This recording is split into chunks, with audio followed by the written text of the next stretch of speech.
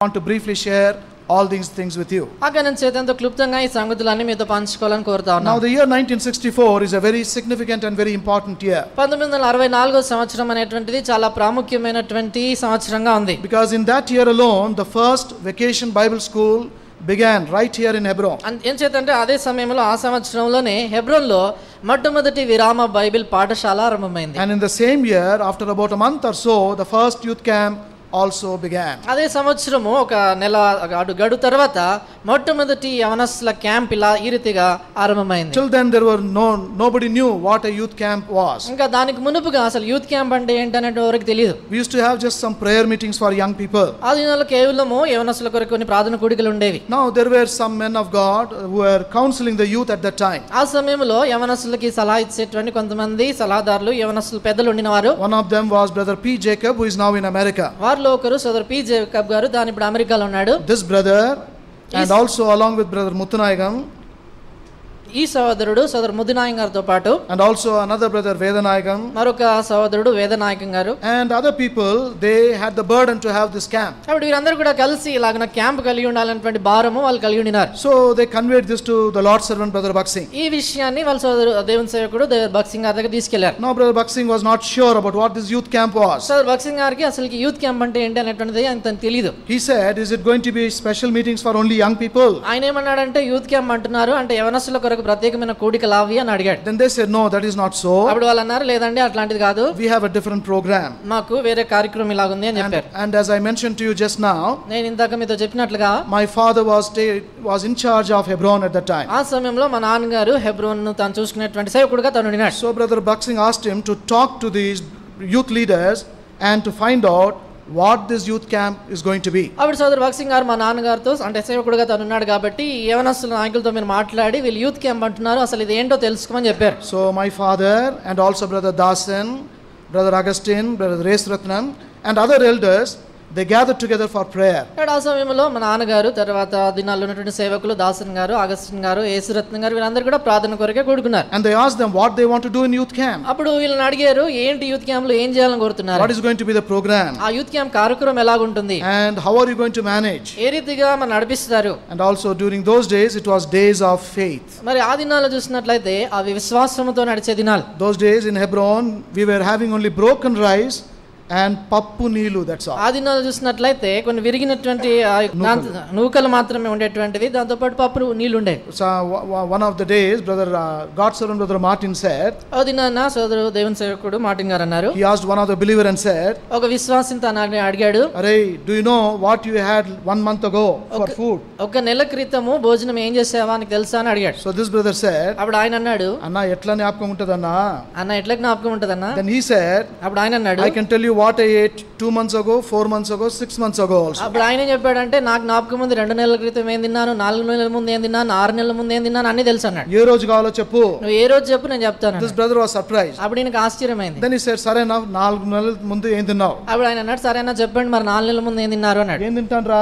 ఏం తింటాన్రా? నూకలు పప్పు నీళ్ళు అంతే. నూకలు పప్పు నీళ్ళు అంతే అన్నాడు. Yesterday also I had the same thing. నిన్న కూడా అదే తిన్నాను. 6 months also I had the same thing. 6 నెలల ముందు కూడా అదే తిన్నాను. So those were the days of faith here in Hebron. ఆ దినాలు హెబ్రోన్లో విశ్వాసంతో నడిచే దినాలు, Very difficult days. చాలా కష్టమైన దినాలు. So how to have this youth camp? కాబట్టి అట్లాంటి దినాల్లో యూత్ క్యాంప్ ఎట్లా ఉండాలి? So then these brothers prayerfully they charted out the program. కాబట్టి ఈ సహోదరులు ఎంతో ప్రార్థనా పూర్వకంగా కార్యక్రమం ఎలాగుంటుంది అనేటువంటి అన్ని కూడా సరి చేసుకుని పెట్టుకున్నారు. How they would have Bible study, ఏ రీతిగా బైబిల్ పఠనాలు ఉండాలి, and in the afternoon testimonies and practical talks, ఏ రీతిగా మధ్యాహ్నం సాక్ష్యాలు ఇక క్రియాపూర్వకమైనటువంటి సంగతులు ఉండాలి, and in the evening, early in the evening itself they will have gospel meeting. తర్వాత సాయంకాలము ఆరంభంలోనే ఏ రీతిగా సువార్త కూడిక ఉండాలి.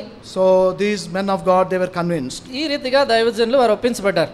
When they prayed they had peace. వాళ్ళు ప్రార్థన చేసినప్పుడు వాళ్ళకి సమాధానం అనిపించింది. Then my father conveyed it to the Lord's servant brother Baksing. అప్పుడు మా నాన్నగారు వెళ్ళి దేవుని సేవకుడైనటువంటి బక్సింగ్ గారికి తెలియజేశారు. Then again they prayed for some more time. అప్పుడు వాళ్ళు మరలా కొంచెం ప్రార్థన చేశారు. Then finally the Lord's servant brother Baksing agreed. అప్పుడు చివరికి దేవుని సేవకుడు బక్సింగ్ గారు సరే అన్నాడు. So because of that, దాన్ని బట్టి and because of the fervent prayers of the church at that time, ఆ సమయంలో ఉన్నటువంటి సంఘం యొక్క ఆసక్తితో కూడినటువంటి ప్రార్థనలను బట్టి on the 26th of May 1964 the first youth camp began. మే మాసము 26వ తారీఖున 1964వ సంవత్సరం మొట్టమొదటి యూత్ క్యాంప్ And ఆరంభమైంది. in that camp, little less than 300 people attended. ఆ క్యాంపులో 300 కంటే కొద్దిగా తక్కువ మంది యవనస్తులు వచ్చారు. Now, this camp is very important for me also. ఈ క్యాంపు నాకు కూడా చాలా The ప్రాముఖ్యమైనటువంటి reason is, కారణం ఏంటంటే in that camp, on the very first day, the Lord called my father into glory. ఏం చేద్దంటే ఆ క్యాంప్ లో మొట్టమొదటి దినాన్ని మా నాన్నగారిని దేవుడు మహిమలోని పిలుచుకున్నాడు. And he was very much involved in this youth camp preparation. అతను ఈ యొక్క యూత్ క్యాంప్ యొక్క సిద్ధపాటు పనుల్లో తాను ఎంతగానో మునిగి ఉండినాడు. They were about to begin the camp. ఈ క్యాంప్ ఆరంభించబోతున్నారు. At about 5 o'clock, 5 గంటల ఆ సమయంలో at 4:45, my father was called to glory. 4:45 ప్రాంతంలో మా నాన్నగారు మహిమలోని It పిలువబడ్డాడు. was a very big shock for everyone. ఇది అందరికి కూడా విభ్రాంతి Now, కలిగించేస్తుంది. what to do? ఇప్పుడు ఏం చేయాలి? There is a death here, ఇక్కడ చూస్తే ఒక పక్క చూస్తే చావు ఉంది. and the first youth camp is starting. ఇప్పుడు చూసినట్లయితే మొట్టమొదటి యూత్ క్యాంప్ ఆరంభమవుతోంది. But the believers all gathered together and they prayed. అయితే విశ్వాసులందరూ కూడా కూడి ప్రార్థన చేశారు. The Lord helped, ప్రభు సాయం చేశాడు. and therefore we began the first youth camp. ఆ కారణం చేత మొట్టమొదటి యూత్ క్యాంప్ The ఆరంభించారు. first evening, the Lord's servant Brother Baksing gave the message. మొట్టమొదటి సాయంకాలము దైవం సేవకుడు బక్సింగ్ గారు వాక్యం చెప్పాడు. And the next day we had the Bible study. దాని తర్వాత దినాన బైబిల్ పఠనం కలిగి ఉన్నాం. And in the afternoon at 4 o'clock, ఆ సాయంకాలము 4:30కు the first youth camp also had the first funeral. ఆ మొదటి యూత్ క్యాంప్ లో మొట్టమొదటి భూస్థాపన కార్యక్రమం జరిగింది. And that was my father's funeral. అది మా నాన్నగారి భూస్థాపన. So all the young people, they lined up and we went all the way to Narayanguda. అప్పుడు క్యాంప్కి వచ్చినప్పుడు యవనస్తులందరూ కూడా వరుసలో నారాయణగూడ సమాధి తోట దగ్గరికి వెళ్ళారు. And after the funeral was over, ఆ భూస్థాపన కార్యక్రమం అయిపోయిన తర్వాత again they resumed the evening meeting. మరలా సాయంకాల కూడిక ఆరంభించారు. And day after day the meetings were going on. ఈ రీతిగా దినం వెంబడి దినము ఆ కూడికలు జరుగుతూ వచ్చాయి. On the first day, little over 100 came. మొదటి దినాన 100 కంటే కొంతమంది ఎక్కువ వచ్చారు. And gradually during the other days people started coming. ఇంకా మెల్లిమెల్లిగా తర్వాత దినాల్లో మనుషులు ఎక్కువ అవుతూ వచ్చారు. And on the 28th of May, మే మాసం 28వ తారీఖున which is yesterday, అంటే నిన్నటి దినాన it was my spiritual birthday. అది నా ఆత్మీయమైన జన్మదినం. Because on that day I accepted the Lord as my savior. ఎందుకంటే ఆ దినాన నా ప్రభుని సొంత రక్షకుడిగా అంగీకరించాను. When the mortal remains of my father was there, అప్పుడు మా నాన్నగారి యొక్క భౌతిక దేహం అక్కడే ఉండింది. I felt as if someone was asking me a question. అప్పుడు నాకు అనిపించింది అన్నవరో ప్రశ్న వేస్తున్నట్లుగా, Will you see your father again? మరలా మీ నాన్నగారిని నువ్వు చూస్తావా? Or are you going to see him for the last time upon this earth? లేకపోతే మీ నాన్నని చివరిసారిగా భూమి మీద చూస్తున్నావా? Will you see your father again? మీ నాన్నని మరలా చూస్తావా? Will you see your father again? మరలా మీ నాన్న ముఖం చూస్తావా? This question was going on ringing in my ఈ ears. ప్రశ్న నా చెవిలో గింగురుమంటా వచ్చింది. I had no answer for that. దానికి నా దగ్గర జవాబు లేదు. I knew where my father went, నాకు బాగా తెలుసు మా నాన్న ఎక్కడ వెళ్ళాడని. but I was sure I will not go there. అది నాకు బాగా తెలుసు నేను అక్కడికి వెళ్ళలేను. And therefore I will not be able to see him. ఆ కారణం చేత నేను తను చూడలేను నాకు తెలుసు. And with this mixed feeling, కాబట్టి ఈ మిశ్రితమైనటువంటి భావనతో with అనుభూతితో so much of sorrow, ఎంతో దుఃఖము హృదయంలో ఉండి I attended the evening meeting that day. ఆ సాయంకాలం యవనస్తుల కూడికి వచ్చాను. And the man of God brought the message so powerfully that evening. ఆ సాయంకాలము దైవజనుడు దేవుని యొక్క వర్తమానం ఎంతో శక్తివంతంగా I తీసుకొచ్చాడు. was only 11 years at that ఆ time, సమయంలో నా వయసు 11 సంవత్సరాలే. but there was a deep conviction in my heart. అయితే నా హృదయంలో లోతైనటువంటి ఒప్పుకోలు జరిగింది. And that night, ఆ రాత్రి even as I was sitting in the front, నేను అలాగా ముందు కూర్చొని ఉంటుండగా I accepted the Lord as my savior, Yesu confessing all my sins to him. నా పాపాలన్నీ కూడా యేసుప్రభువు దగ్గర ఒప్పుకొని ఆయన నా సొంత రక్షకుడిగా నేను అంగీకరించాను. And I was forgiven of all my sins. నా పాపాలన్నీ కూడా తను క్షమించాడు. And that day I could find an answer to the question that was ringing in my ear. ఆ దినాన నా చెవిలో గింగురమంటున్నటువంటి ఆ ప్రశ్నకి నేను జవాబు పొందగలిగాను. And not only that, అంత మాత్రం కాదు, oh, in my sorrow I got a great comfort. నా దుఃఖంలో ఎంతో గొప్ప ఆదరణ నాకు కలిగింది. So this is the reason why I will not forget the first youth camp. కాబట్టి ఈ కారణం చేత మొట్టమొదటి యూత్ క్యాంప్ నేను మర్చిపోలేను. And as the camp was going on, ఈ రీతిగా క్యాంప్ జరుగుతూ ఉంటుండగా again it was a life of faith. మరలా విశ్వాసముతో ఉన్నటువంటి జీవితం. The Lord not only gave us just sambar, అది ప్రభు కేవలం సాంబార్ మాత్రం ఇవ్వడమే కాదు, but some vegetables were also added. కొన్ని కూరగాయలు కూడా పెట్టారు. And on Saturday, శనివారము we also went on a second procession in that youth camp. ఆ యూత్ క్యాంప్ లో రెండవ ఊరేగింపుగా సువార్త కొరకే బయటికి వెళ్ళాం. And as for the Lord's servant Brother Baksing, he was involving himself much in the ministry in the youth camp.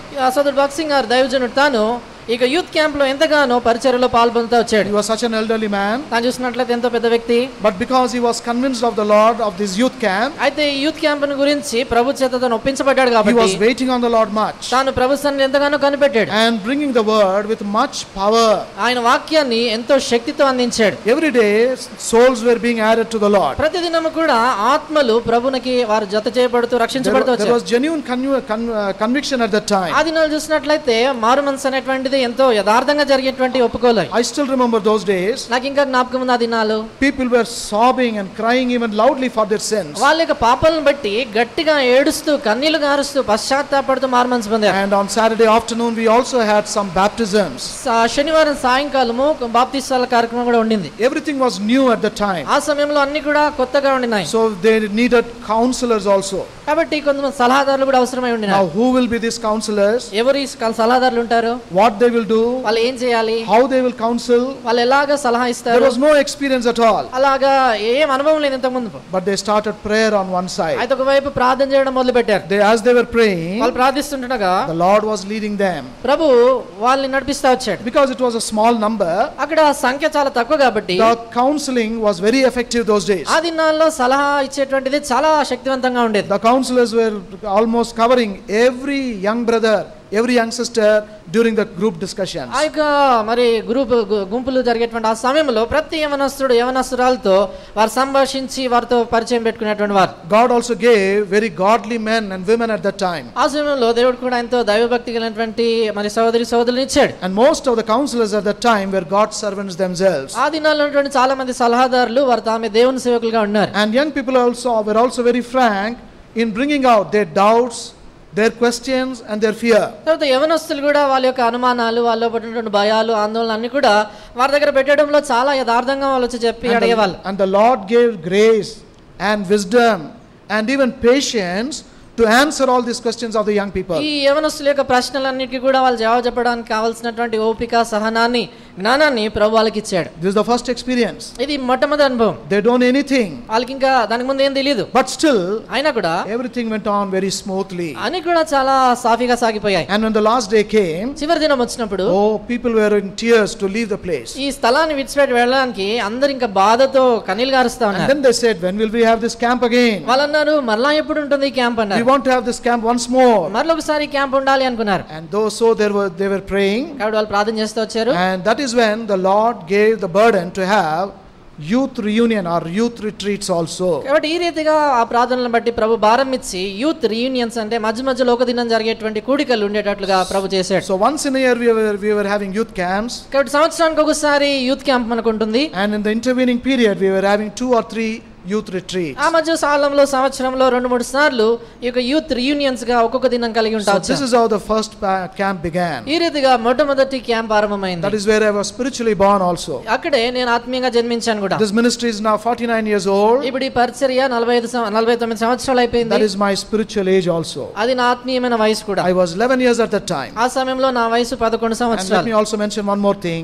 ఒక విషయం కూడా చెప్పాలనుకుంటున్నాను. The Lord's servant had the burden to speak about full time service. సోదరుడు దైవ సేవకుడు కూడా సంపూర్ణ సేవ కొరకై పిలిపించేటువంటి విషయంలో చాలా భారం కలిగి ఉన్నాడు. Because you knew there was great potential among young people. ఏం చేద్దంటే యవనస్తుల మధ్యలో చాలా మంది శక్తి కలిగినటువంటి వాళ్ళు, చాలా మంది సత్తా కలిగినటువంటి వాళ్ళు ఉన్నారని తెలుసు. So with much burden, with much prayer, he spoke about full time service also. ఆ కారణం చేత ఎంతో ప్రార్థనతో, ఎంతో భారంతో సంపూర్ణ పూర్తి సేవకు సమర్పించుకోవాలని చెప్పి ఆయన పిలిపించాడు. And quite a few they came forward to serve the Lord. వాళ్ళు చాలా మంది ప్రభు సేవ కొరకే ముందుకు వచ్చారు. They are in different parts of this country. వారు ఈ దినాల్లో చూసినట్లయితే ఈ దేశంలో అనేక భాగాల్లో ఉన్నారు. I think two of them, they are sisters who are also here, right inside a Hebron compound. ఆ గుడికల్లో సేవకు సమర్పించుకున్నటువంటి ఇద్దరు సహోదరులు హెబ్రోన్ ఆవరణంలో వాళ్ళు ఇంకా ఉన్నారు. So this is how the Lord blessed the first youth camp. ఈ రీతిగా హెబ్రోన్ మొట్టమొదటి యూత్ క్యాంప్ ను ప్రభు దీవించాడు. So I am a partaker of the general blessing of this first youth camp. ఆ మొదటి యూత్ క్యాంప్ లో వచ్చినటువంటి ఆ దీవెనలో నేను కూడా పాల్పొందాను. And also I got a particular personal blessing of salvation even in that youth camp. అదే సమయంలో వ్యక్తిగతంగా కూడా నేను ఆ యూత్ క్యాంప్ లోనే రక్షించబడ్డాను కాబట్టి వ్యక్తిగత దీవెన కూడా పొందాను. And this blessing of youth camp did not stop there. ఈ యొక్క యూత్ క్యాంప్ యొక్క దీవెన అనేటువంటి దాంతో అక్కడే ఆగిపోలేదు. After few years, కొన్ని సంవత్సరాల తర్వాత the Lord again spoke to me about baptism again in the youth camp. మరలా ప్రభు నాతోనే ఇక యూత్ క్యాంప్ లోనే మాట్లాడినాడు బాప్తిజం గురించి. It was a very clear message. చాలా స్పష్టమైన సందేశం అది. You know, the Lord's servant Brother Dasan used to expound about this doctrine of baptism so clearly. చూడండి, దినాల్లో ఉన్నటువంటి సోదరుడు దాసన్ గారు ఇక బాప్తిస్మం గురించినటువంటి బోధ ఆయన చెప్పినట్లు ఇంకెవరు చెప్పేవాళ్ళు కాదు, చాలా స్పష్టంగా చెప్పేవాడు. The Lord convinced me and touched me about this truth. కాబట్టి ఈ సత్యాన్ని గురించి ప్రభు నన్ను ఒప్పింపజేసినాడు బాప్తిజం పొందాలని. So in another youth camp I testified in the waters of baptism. ఒక యూత్ క్యాంప్ లో నీటి బాప్తిస్మలో నేను పాల్గొన్నాను. Not only I am such a recipient of blessings, ఇలాంటి దీవెన పొందడంలో నేను మాత్రమే కాదు, there are few right in Hyderabad. Hyderabad లో ఇంకా కొంతమంది ఉన్నారు. Brother Stephen Augustine is one of them. వారిలో ఒకరు సోదరు Stephen Augustine. And brother Dasan's son Johnny Dasan, he is now in Delhi. సోదరు దాసన్ గారి కుమారుడు జానీ దాసన్ గారు తాను ఇప్పుడు ఢిల్లీలో ఉన్నాడు. He is also in a very good secular job but also serving the Lord there. తాను కూడా ఉద్యోగరీత్యా చాలా ఉన్నతమైన స్థలంలో ఉన్నాడు, ప్రభు సేవ కూడా ఢిల్లీలో చేస్తున్నాడు. Brother Titus here, he also I think he attended the first youth camp. ఇక్కడ ఉన్నటువంటి టైటస్ అంకుల్ తాను కూడా ఆ యూత్ క్యాంప్ లో ఆరంభంలో ఉన్నాడు. Those days there was no age restriction for youth camp. ఆ దినాల్లో యవనస్తుల కూడిక అంటే వయసు పరిమితులు హద్దులే లేవు. So even though we were 11 years old, we were allowed to attend. అప్పుడు నా వయసు 11 సంవత్సరాలైనా రావడానికి అనుమతించారు. I thank God they allowed us to attend. దేవునికి స్తోత్రము, నన్ను రానిచ్చారు అది. Because the Lord saved us.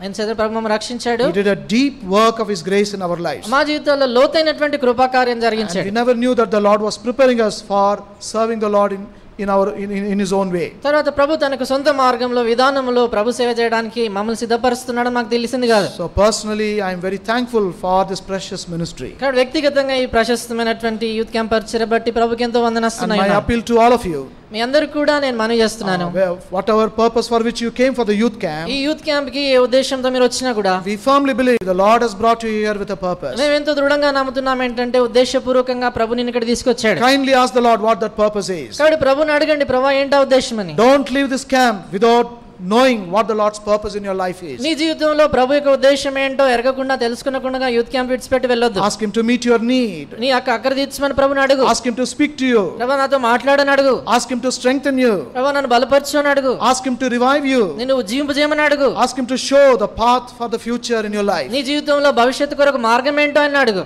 All this will be done in this youth camp for you. ఇవన్నీ కూడా ఈ యూత్ క్యాంప్ లో ప్రభు నీ కొరకు చేస్తాడు. May the Lord make it so. ప్రభు ఆ రీతిగా చేయను గాక.